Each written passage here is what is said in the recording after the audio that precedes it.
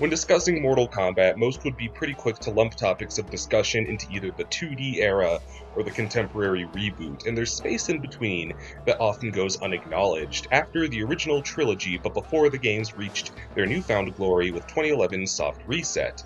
Some would call it the 3D era, but I personally see this as a redheaded stepchild spanning Mortal Kombat 4, Deadly Alliance, Deception, and Armageddon, the dark age of Mortal Kombat. And I don't say that because these games are particularly reviled or even bad in my opinion, but they seem almost bizarrely swept under the rug by both the series and the fan base, to the point that you'd think everyone would want to forget them, but perhaps the truth is everyone has done so unintentionally.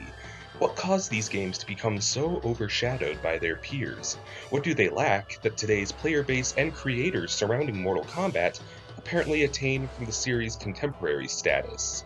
If there's one thing Mortal Kombat's earlier 3D forays lacked, it certainly wasn't ambition. These would be the games that would pull the beloved arcade fighter into the rapidly rising world of 3D, and while visuals would need some time to smooth out, the transition felt seamless and certainly didn't impact the gameplay negatively. The 3D Mortal Kombat games are all fairly well regarded as far as I know, and while they aren't Game of the Year candidates the current Mortal Kombat games are, or the famous arcade classics the original trilogy was built off of, they were solid fighting games, so you'd think the blame would lie anywhere but the transition to 3D until you look a bit closer. The original Mortal Kombat games were created via digitized graphics. Contrary to most of its rivals in the fighting genre using traditional sprite art, every character in the first three Mortal Kombat games was a real person, donned in costume and acting out every pose and move you see. These characters didn't have ample opportunity for massive amounts of dialogue or personal voice, but very much could be gleaned from their facial expressions and choice of poses, because they're performed and perhaps sometimes improvised by real people. Whether the combatants were posing in victory, dismembering their rivals, or giving out a peacemaking cake of friendship, their personalities were still apparent and shown in spades. And this is where the 3D Mortal Kombat games begin to fall flat. Rather simply, 3D is insanely difficult to animate. I'm not an animator, but I think it's illustrative that the original Mortal Kombat was made in 10 months by a team of reportedly 4 people, parameters that I don't think could be expected to tackle something like Deadly Alliance with its expanded roster and 3D characters and settings. As such, the process for creating characters would change as well. Heavily involved in the production of the 3D era's characters was motion capture. Rather than dressing up like the characters and portraying them for the camera, a new process involved suiting up mocap performers to perform the characters' movements. Because the performers in the suits had genuine martial arts backgrounds, this in turn instilled a new emphasis on various martial arts, reminiscent of Tekken compared to Mortal Kombat, that permeated in the trilogy of games that followed Mortal Kombat 4. Every character had 2 distinct martial arts they could swap between in the middle of battle. Their moves looked authentic and human because they were captured by real movements. You'd think this would be a natural and impressive progression, but I find the follies of this process actually remove more from these characters than they bestow. It's reasonable a lot of these characters would have a background in martial arts, absolutely, but let's not forget that half the Mortal Kombat roster is from a world other than our Earth. And at the risk of nitpicking, do we really buy that Reptile stopped by a dojo to learn the Chinese martial art of Hung Gar, specifically somewhere in his Turanian nomadic travels? Take someone like Baraka, for that matter, a savage warlord who fights with his razor-sharp teeth and claws. It's a little bizarre that he would know the indigenous discipline of Silat. Some of these choices are capable of fleshing out a character, but their specificity can be odd in spots due to them all coming from human motion capture, trapping characters in very human appearances. Look at Mortal Kombat X and its introduction to characters like Devora and Ferrator, who are beastly and rely on their natural tendencies and force to battle, and how bizarre it would be to see them do the same genuine martial arts applied to the characters of Deadly Alliance. They would feel very trapped in awkward and stilted human movements. Games like Tekken utilize various and authentic martial arts in an interesting fashion because the characters are far more grounded as opposed to cyborg ninjas and four-armed dragon men. For that matter, I have to question the assignments of the various martial arts to characters of varying degrees of appropriateness. What if I described to you the fighting style of Aikido, which is based around defending oneself without causing lasting injury to an opponent, to go with the flow and use an assailant's energy and movement against them, to ward off assault peacefully? The last character you'd expect to be attached to such an art would be Kano. It's associations like these that tell much of motion capture was done in a vacuum sense before the moves were assigned to characters somewhat haphazardly. Characters still had access to their distinct powers via their special moves to remain original, but look at how stiff and impersonal the physical strikes and victory poses are. It really does look as though they had the performers perform a few kata and moves in the suit before filling in the blanks with each character where they could. I also think that a lot of personality was lost because it's harder to endow a character in a generic mocap suit. The performers in the 2D games were all decked out in their clothes of their characters, and this required them to be in the persona of their combatant, informing their every choice and movement. Factors like heavy armor and weapons altering how they pose and move, you get none of when simply capturing motion. It's simply harder to truly endow a character in their movements when you have to imagine the weight of their clothes and how their accessories sit on their body, which is why the characters of these games tend to read rather generically. A character's fatality has always been a prime way to show off their personality, and particularly in Mortal Kombat 4 and Deadly Alliance, this was something the team behind the game struggled to pin down. The pacing and motions of these fatalities are somewhat stilted and just a bit awkward compared to the concise brutality of the 2D games and the advanced cinematics of the current generation. Many of the game's programmers have commented on the fact that they were hindered by the limitations of their experience with the new technology as well as time, and a look at the fatalities in Deadly Alliance speak to that, and perhaps none as much as Quan Chi's. Yikes. What the 3D era's characters lacked in gameplay, displayed personality, they far exceeded in narrative story, and you'd think this would balance things out, but this isn't the case. Mortal Kombat may have progressed to 3D, but not quite to the cinematic cutscenes we're spoiled by today. Toes were dipped in Mortal Kombat 4's endings, but the results were downright infamous. Yeah, so because characters didn't quite have voices or in-game acting to illustrate their personalities, unless you had prior attachment to a classic character like Scorpion or Jax, there is very little from the game's story to glean from the hordes of new characters these games introduced.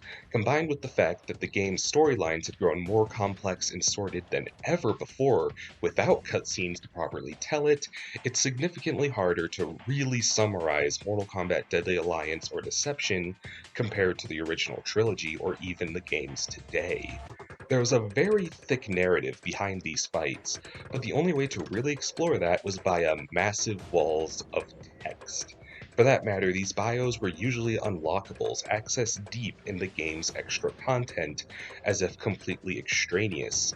So even if one could be bothered to read all of this, you have to go through a good deal of the game's content and trouble to access it. As such, you'd have very little to go off of to explore the game's new characters like Kenshi and Li Mei, when they barely emote in the game and have very little outside of gameplay to expose their stories and personalities. That's a shame in my eyes, because as someone who's been attached to Mortal Kombat long enough to actually read these downright novels of expositive material, there are some really compelling characters in here. I'm reminded by the bios in some of the older games, which were short, sweet, to the point, and pretty easily accessed through the game's attract modes, and they could afford to be simple because of how expressive the characters were in-game. To be fair, the story was a good deal simpler in those games, a straightforward battle between good and evil, whereas Deadly Alliance practically groups characters into smaller subplots only sort of related to each other.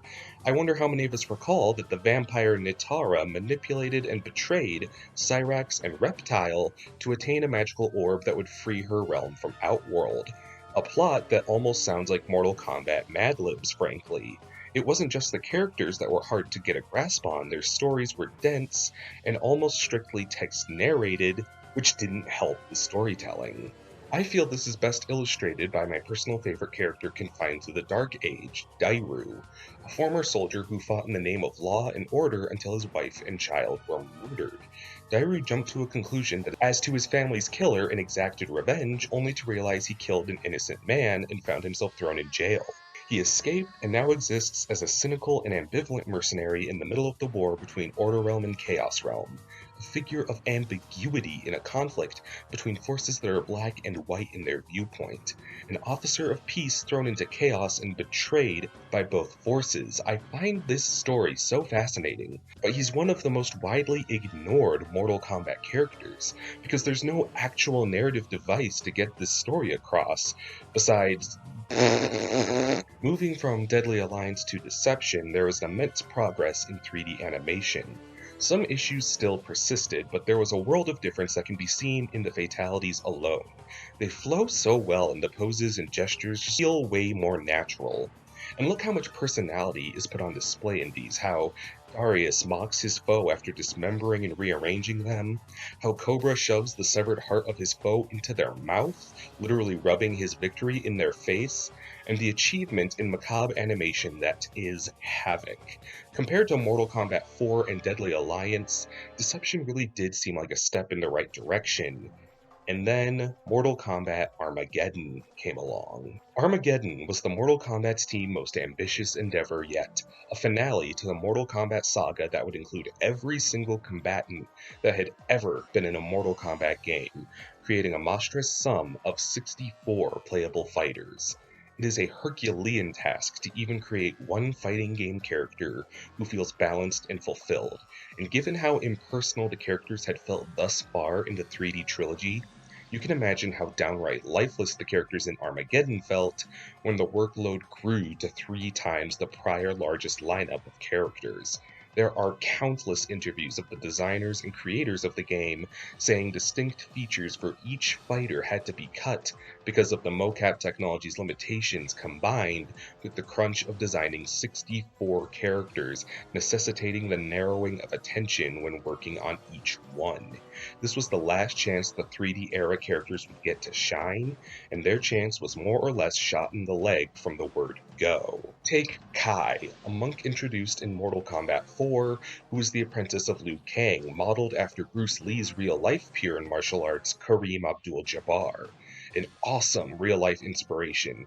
He has a fighting style that is nearly unheard of in Mortal Kombat and perhaps wider fighting games, where he can shift to a fighting in a handstand position, displaying impressive acrobatics, but this was removed from his kit when he made his comeback in Armageddon due to its complexity, making him as generic as any other fighter and dooming him to obscurity. Or how about Mataro, a boss character from Mortal Kombat 3 brought to life by Claymation back in that day, a four-legged centaur whose monstrous stature created a unique and infamously difficult boss battle, attached to an overall excellent monster design, reduced in Armageddon to a bizarre two-legged form because motion capture can't create a four-legged creature. And so he had to fit the same mold as everyone else. But hey, Fatalities did a lot to preserve characterization in Deception. Would they do the same in Armageddon? And the answer is no, because creating so many characters had the staff so slammed that they didn't even have time to give everyone a distinct fatality. Rather, the game introduced Create a Fatality, which gave everyone the same generic set of button combos to string together custom fatalities with, and eventually, picking a character in Armageddon felt more like choosing one face among a mob rather than a refined and unique combatant. It's these small, expediting qualities that gradually chipped away at the delicate characterization of Mortal Kombat, causing the characters in this era to be largely forgotten, if not outright detested. Unless you were fortunate as the likes of Kenshi or Frost, there's a good chance you are never heard from again when Mortal Kombat returned to its roots, and the series has largely grown without these additions and characters.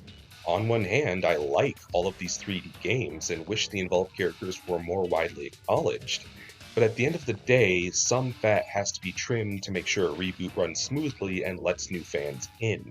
And the wider lore of Mortal Kombat's comics and endings still shout out to the loyal fans who stood by the series in its darkest hours. Something of a badge of honor, in a weird way, comes with recognizing these obscure characters. Stand Dairu.